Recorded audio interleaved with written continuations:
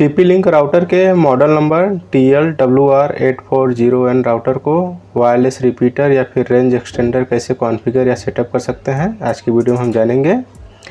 तो सबसे पहले हम अपने सेटअप के बारे में बता देते हैं। मेरे सेटअप में ये रहा मेरा प्राइमरी राउटर, जिसका SSID और पासवर्ड आपको स्क्रीन पर दिखाई दे रहा होगा। तो हम TP लिंक के इस राउटर को अपने प्राइमरी राउटर से वायरलेसली कनेक्ट करेंगे। तो सबसे पहले आपको क्या करना है, अगर आपका राउटर ओल्ड हो गया होगा तो इसको एक बार रीसेट कर लीजिएगा, और अगर आपका राउटर न्यू है तो इसको रीसेट करने की ज़रूरत नहीं है।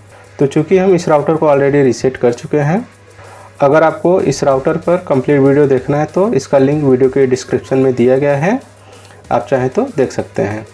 राउटर रीसेट हो जाने के बाद राउटर के डिफ़ॉल्ट सेटिंग का डिटेल्स राउटर के बैक साइड में दिया गया रहता है, जैसा कि यहाँ पर आप देख सकते हैं। इस राउटर का जो SSID है यहाँ पे दिया गया है, और इस SSID को कनेक्ट करने के लिए जो पासवर्ड है यहाँ पे दिया गया है। तो चलिए हम अपने मोबाइल में इस राउटर को कनेक्ट कर लेते हैं। तो आपको अपने मोबाइल के वाईफाई की सेटिंग में आ जाना है।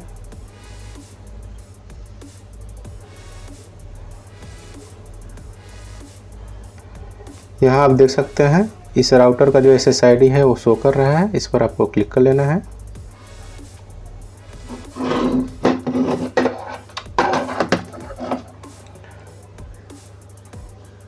राउटर के बैक साइड में पासवर्ड दिया गया है, वही पासवर्ड आपको यहाँ पे इंटर कर देना है।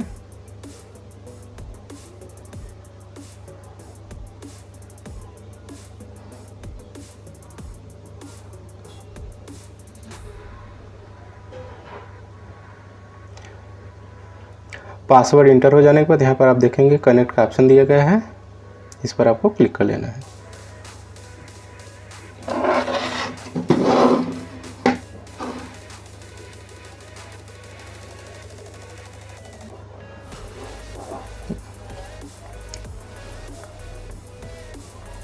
जैसा कि यहाँ पर आप देख सकते हैं वाईफाई राउटर मोबाइल में कनेक्ट हो गया है।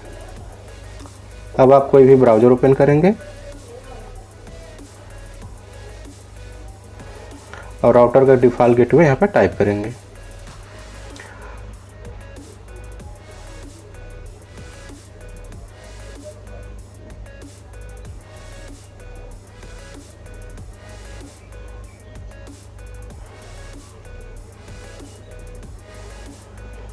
अभी आप देख सकते हैं राउटर का लॉगिन पेज आ गया है। यहाँ पर यूज़र नेम और पासवर्ड पूछा जा रहा है, तो इस राउटर का जो यूज़र नेम और पासवर्ड है उस माल में एडमिन है। यूज़र नेम और पासवर्ड इंटर हो जाने के बाद आपको लॉगिन पर क्लिक कर लेना है। तो इस तरह से आप देख सकते हैं राउटर लॉगिन हो गया है। इसको एग्जिट पे क्लिक कर लेते हैं। यहाँ पर आप देखेंगे क्विक सेटअप का ऑप्शन दिया गया है, इस पर आपको क्लिक कर लेना है। क्विक सेटअप का जो पेज है वो स्टार्ट हो गया है। यहाँ पर आप देखेंगे नेक्स्ट का ऑप्शन दिया गया है, इस पर आपको क्लिक कर लेना है। नेक्स्ट आप देखेंगे ऑपरेशन मोड सेलेक्ट करने के लिए पूछा जाता है। यहाँ आपको रेंज एक्सटेंडर वाला जो ऑपरेशन मोड है वही आपको सेलेक्ट कर लेना है। ऑपरेशन मोड सेलेक्ट हो जाने के बाद यहाँ पर आप देखेंगे नेक्स्ट का ऑप्शन दिया गया है, इस पर आपको क्लिक कर लेना है। नेक्स्ट आप देखेंगे AP लिस्ट आ जाता है, यानी आपके नज़दीक में जितने भी राउटर रहेंगे वो शो करने लगते हैं। यहाँ पर आप देखेंगे इस कॉलम में आपके राउटर का जो भी SSID रहेगा वो शो करता है। जैसे मेरे राउटर का जो SSID है वो यहाँ पे शो कर रहा है। इसके सामने आप देखेंगे कनेक्ट का ऑप्शन दिया गया है, इस पर आपको क्लिक कर लेना है। जैसा कि यहाँ पर आप देख सकते हैं SSID वाले बॉक्स में आपके प्राइमरी राउटर का जो SSID है वो इंटर हो गया है। फिर नेक्स्ट आपको इस SSID का जो भी पासवर्ड रहेगा वो आपको यहाँ पे इंटर करना है, यानी मेरे प्राइमरी राउटर का जो भी पासवर्ड रहेगा हमें यहाँ पे इंटर करना रहेगा। तो चलिए हम अपने प्राइमरी राउटर का पासवर्ड यहाँ पे इंटर कर लेते हैं।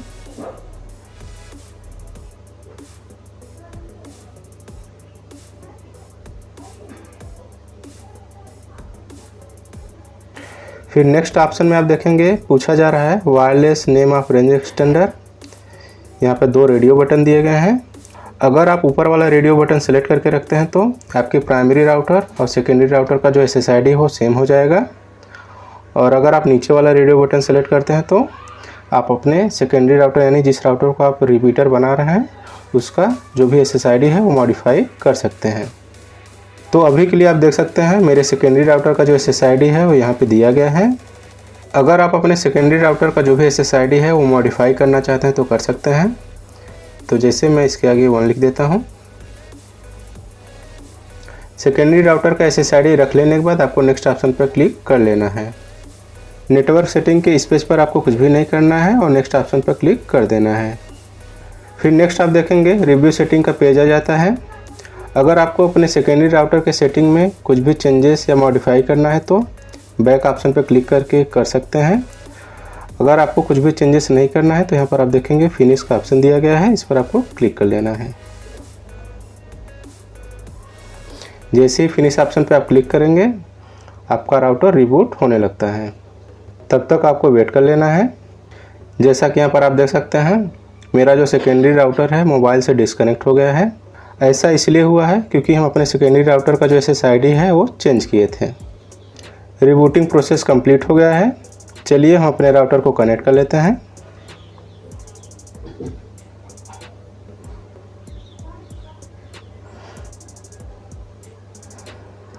जैसा कि यहाँ पर आप देख सकते हैं मेरे सेकेंडरी राउटर का जो SSID है वो शो कर रहा है, इस पर आपको क्लिक कर लेना है।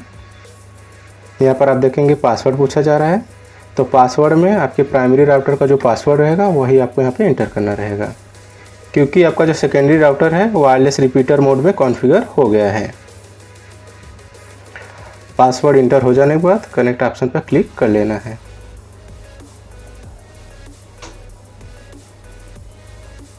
जैसा कि यहाँ पर आप देख सकते हैं मेरा जो सेकेंडरी राउटर है मोबाइल में कनेक्ट हो गया है।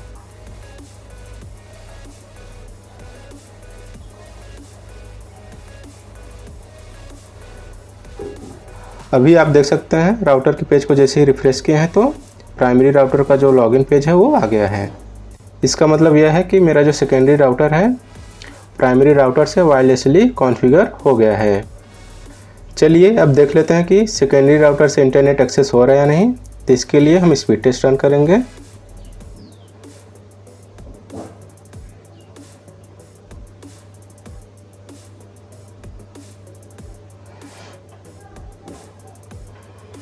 अभी आप देख सकते हैं स्पीड टेस्ट रन हो रहा है।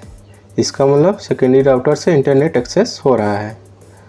जैसा कि यहाँ पर आप देख सकते हैं सेकेंडरी राउटर का SSID मेरे मोबाइल में कनेक्ट हुआ है। करंट में आप ये भी देख सकते हैं कि मेरे इस राउटर में किसी प्रकार का वायर कनेक्शन नहीं हुआ है, यानी हम अपने इस राउटर से वायरलेसली इंटरनेट एक्सेस कर पा रहे हैं। जब भी आपका राउटर वायरलेस रिपीटर या फिर रेंज एक्सटेंडर मोड में कॉन्फ़िगर हो जाता है तो ये जो लाइट का कलर है ये चेंज हो जाता है। पहले आप देखे होंगे ऑरेंज लाइट ग्लो हो रहा था, अभी आप देख सकते हैं ग्रीन लाइट ग्लो हो रहा है। तो इस तरह से TP-Link राउटर के मॉडल नंबर TLWR840N राउटर को वायरलेस रिपीटर मोड में कॉन्फ़िगर कर सकते हैं। आई होप कि ये वीडियो आपको अच्छा लगा होगा। वीडियो अच्छा लगा तो वीडियो को लाइक करें, शेयर करें और चैनल को सब्सक्राइब करना ना भूलिएगा। धन्यवाद।